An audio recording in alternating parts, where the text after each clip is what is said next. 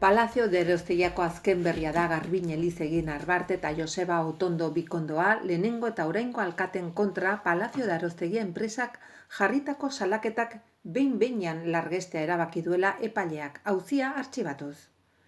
Enpresak prebarikazioagatik salatu zituen Elizegi eta Otondo, baina epaileak ez du prebarikazioa justifikatuko luken deus ikusi horregatik artxibatzea erabaki du.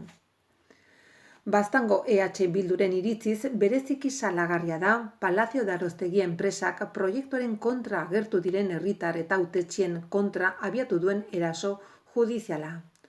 Denbora tarte laburrean hainbertze herritar eta hautetxik enpresaren salaketa jaso zituzten. Enpresaren helburua garbia izan da proiektuaren aldeko argumenturik gabe eta Baztango herritarren aintzinean eztabaida demokratikoa galdurik proiektuaren kontrako ahotsak isildu nahi izan ditu, baina ezin izan dute eta ezinen dute.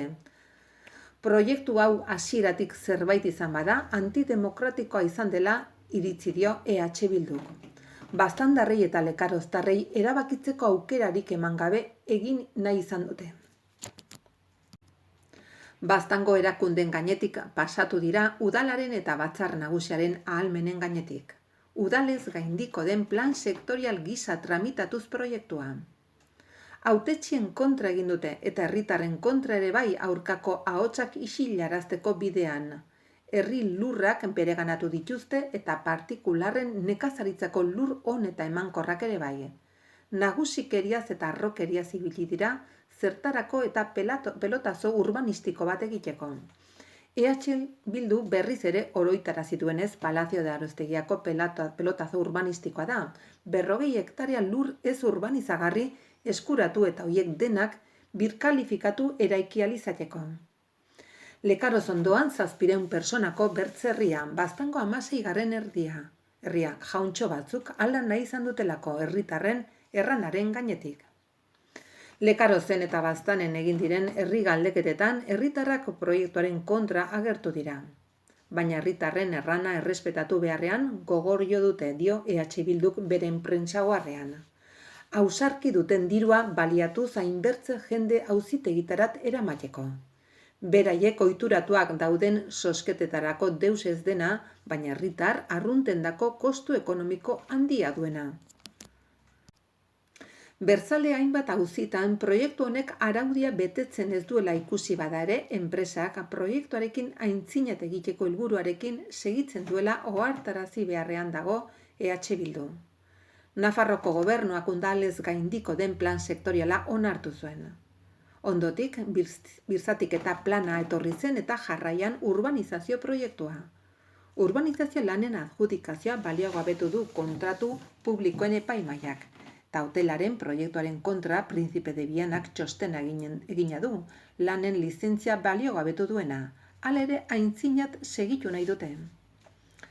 Haatik oraingo osasun eta ekonomik krisian denen errana da, eredu sozial eta ekonomikoz aldatu beharra dagoela, pelotazoan nekazaritzako lur honen suntziketan, ondarearen xeakuntzan eta lurraldearen desegituraketan oinarritzen den eredu ekonomiko horrekin krisitik krisira gabiltza dio EH Bilduk beren prentsaoarrean. Bada ordua jendeen beharren araberako ekonomia antolatzeko. Bada ordua landa eremuak biziarazteko, jenden beharren araberako etxe bizitzak elikagai osasuntsuak eta nekazaritza herrikaia, energia berriztagarriak eta tokiko merkataritza eta zerbitzuak.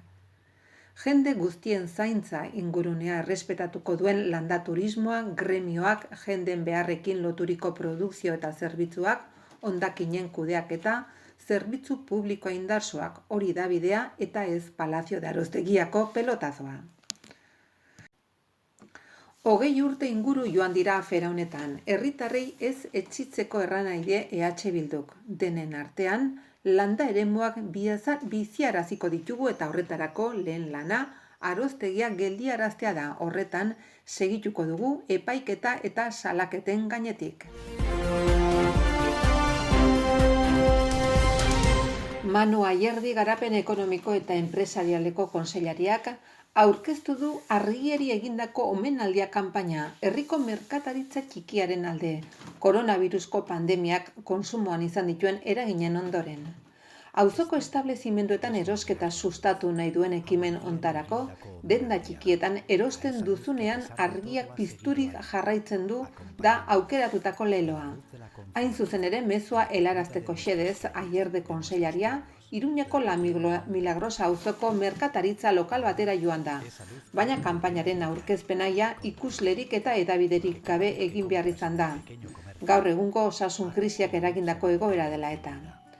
Han izan dira turismo, merkataritza eta konsumo zuzendari nagusi Maitena Ezkutari, Felipe Saragüeta, Denok Bat elkartearen ordezkaria eta Inma Elkano Nafarroko merkatari elkartearen ordezkaria.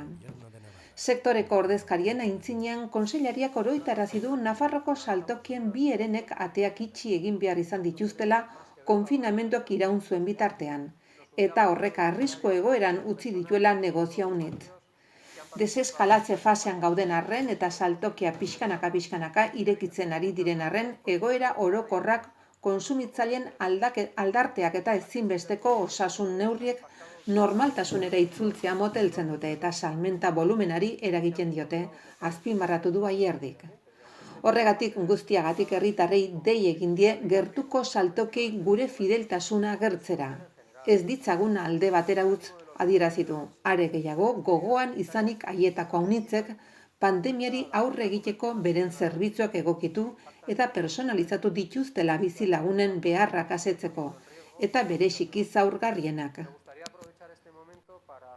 Bertzea asko online erostea eta etxez etxeko bidalketa erraztu dituzte eta foru gobernuak konsumitzaile zerbitzu horietara iristea errazteko xedez sortutako datu basean sartu dira. Gainera, lehentasuna eman diete arrisku egoeran zeuden herritarrei eta erabateko zorroztasunez bete dituzte osasun eta higiene neurriak. Lan handia egin dute eta iritsi da unea hori aitortzeko eta eskertzeko esan du konsellariak. Bere aldetik Inma Elkanok Nafarroko merkatari elkartearen ordezkariak azpimarratu egin du sektoreak Nafarroko saltokiak marka sortzeko prozesori eginiko ekarpena eta adierazi du krisi honetatik ateratzeko denon erantzunkizuna eta elkarlana beharrezkoak izan direla. Era berean, lankidetzari eta gertuko zerbitzuari dagokionez, merkataritzak gizarteari eginiko ekarpenaren balioa nabarmendu du. Bertzalde batetik Felipe Saragüetak aipamena eskertu du eta sortzen eta egituratzen ari diren lankidetza saiakuntzen balioa aitortu du. Saiakuntza hoien helburua adierazi duenez, herritarrei eskaintzen zaian merkataritza zerbitzua hobetzea eta eragilek batera jardutea da. Argiari egindako omenaldia kanpaina merkatarien elkartek hautatu dute 3 proposamenen artetik, 60.000 euroko aurrekontua du eta Franziska agentziak diseinatu du. Hedabideetan izanen da 2020an, nabarmenago ekainaren bukaera bitartean. Publizitatea sartuko da Nafarroan argitaratzen diren 2 egunkarietan eta hedabide digital nagusietan. Iragarkiak emanen dira irratietan eta telebistetan eta publizitate kontratuak egin dira tokiko 10 aldizkari ingurutan. Guztietan herritarrei dei egiten zaie saltoki txikietan erostea.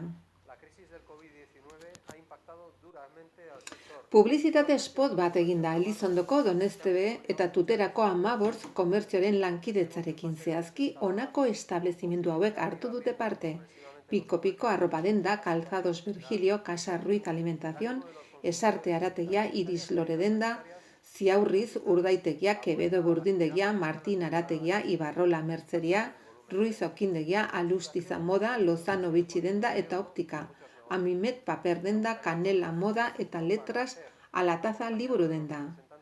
Horrez gain, Nafarroko saltokiak marka aurkezteko ere baliatu da kanpaina. Foru gobernuak sustatu du zurekin kaleak bizirik goiburu duen marka hori. Foru erkidego merkatari elkartekin koordinaturik.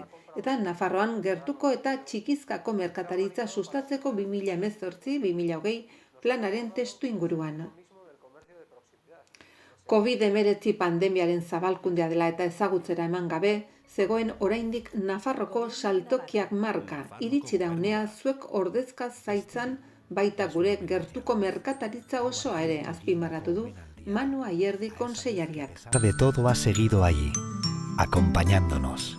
La luz de la confianza, la que cuida de nuestras calles, de nuestros pueblos, la que tiene nombre propio. Ahora, esa luz quiere volver a brillar, contigo. Porque cada vez que compras en el pequeño comercio, haces que la luz se mantenga encendida. Denda txikietan erosten duzunean, argiak pizturik jarraitzen du. Plan Reactivar Navarra. Nafarroa suspertu.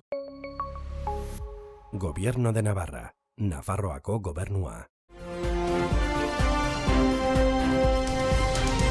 Baztan Kirol elkarteko zuzendaritza batzordeak eta kirol zuzendaritzak jakinarazi duenez, datorren denboraldiko 3. mailako entrenatzailea Igotz Garde izanen da. Lehen ere, talde nagusiko entrenatzailea izan den Gardek, Xabier Maia eta Mikel Altzuri izanen ditu ondoan. Xabi Maia bigarren entrenatzaile bezalariko da eta Mikel Altzuri taldearen prestatzaile fisiko izanen da.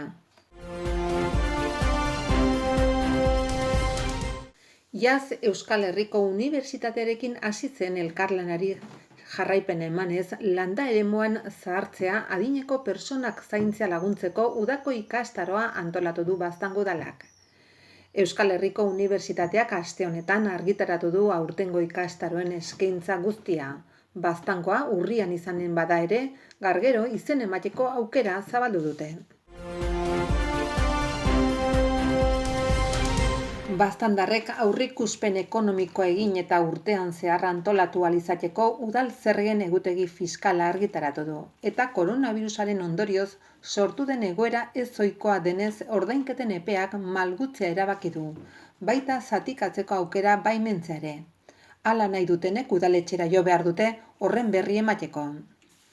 Tokiko zergak borondatez ordaintzeko epea abenduaren 31 arte luzatu du eta epe horretatik aintzinera errekargoak aplikatuko dituzte.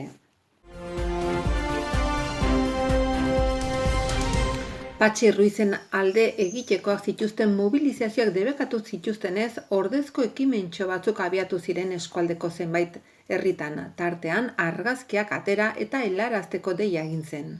Hainbat izan dira bat egin dutenak eta Patxik gose greban segitu bitartean adi egoteko deia egin duten.